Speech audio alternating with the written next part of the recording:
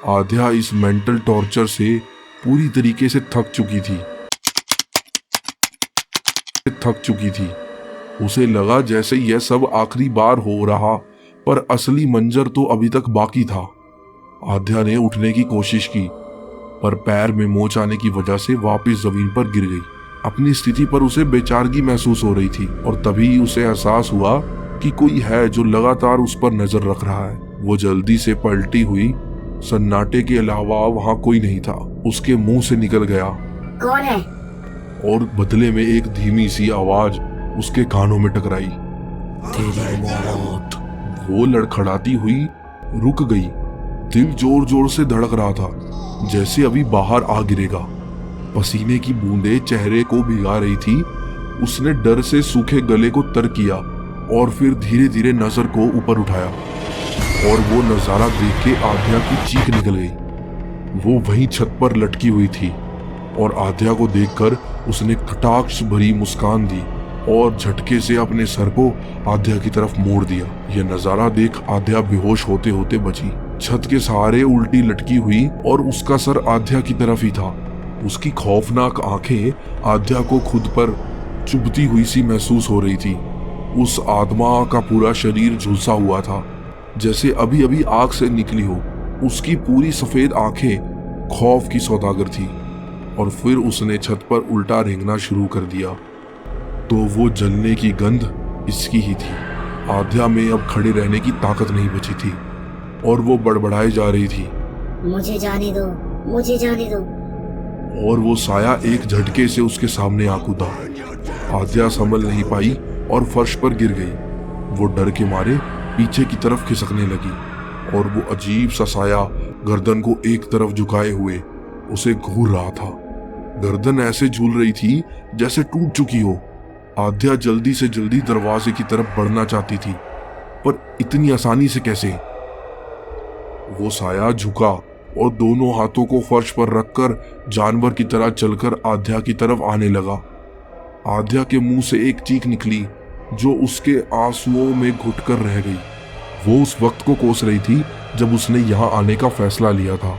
अब तो पता भी नहीं कि वो अपने परिवार और दोस्तों से कभी मिल भी पाएगी या नहीं। उसकी नजर अब धुंधली होती जा रही थी। एक भयानक सा साया उसकी तरफ जानवर की तरह चलता हुआ बढ़ रहा था और वो अपनी तरफ आती इस मौत को खुली आंखों से देख रही थी।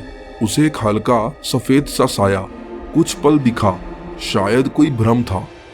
अभी जो कुछ भी हो रहा था वो किसी भयानक सपने से कम तो नहीं था।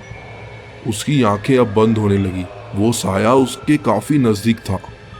उसकी डरावनी शक्ल अब काफी नजदीक थी और फिर सब कुछ धुंधला हो गया और धीरे धीरे सब कुछ अंधेरे में लुप्त हो गया।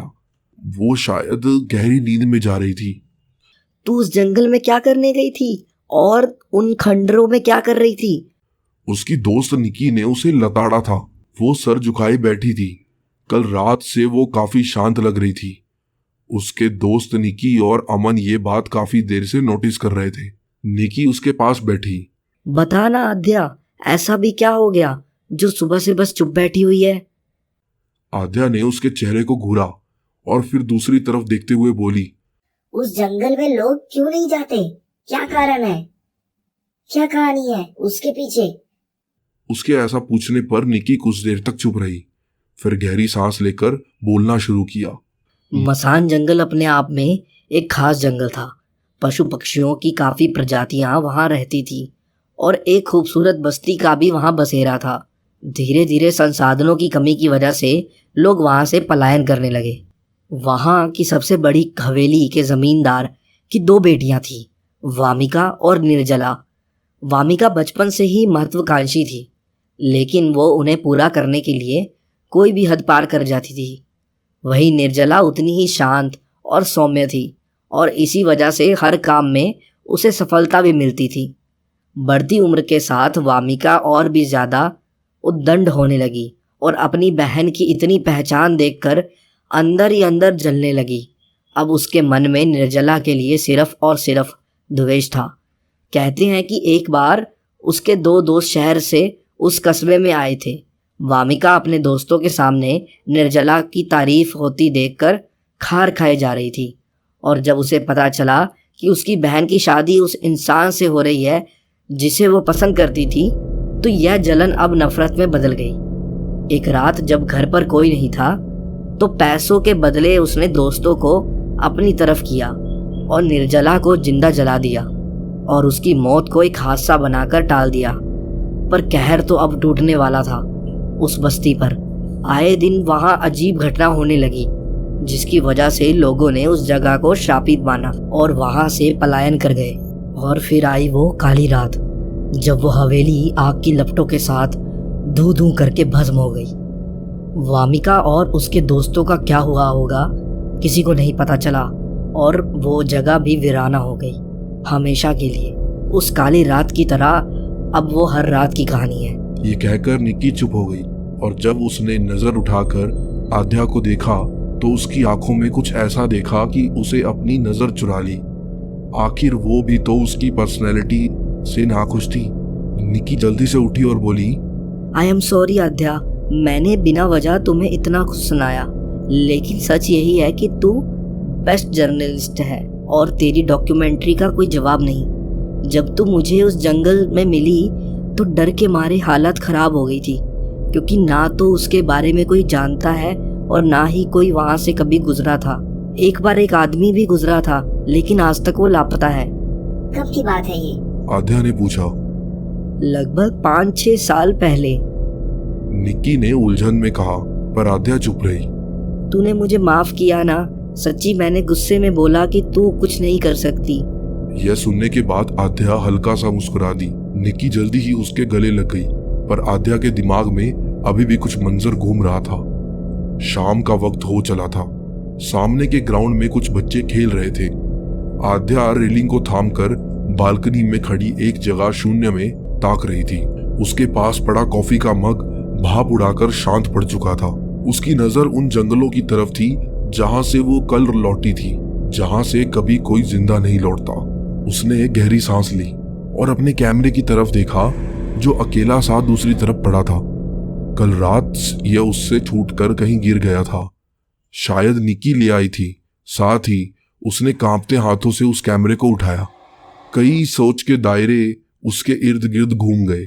जो वो सोच रही है, अगर वो सच हुआ तो कल रात कैमरा ऑन रहकर ही गिरा था। यह सोचकर उसने कल रात की आखिरी वीडियो को देखा और उसे देखते ही शरीर में डर से कंपन उठ पड़ी।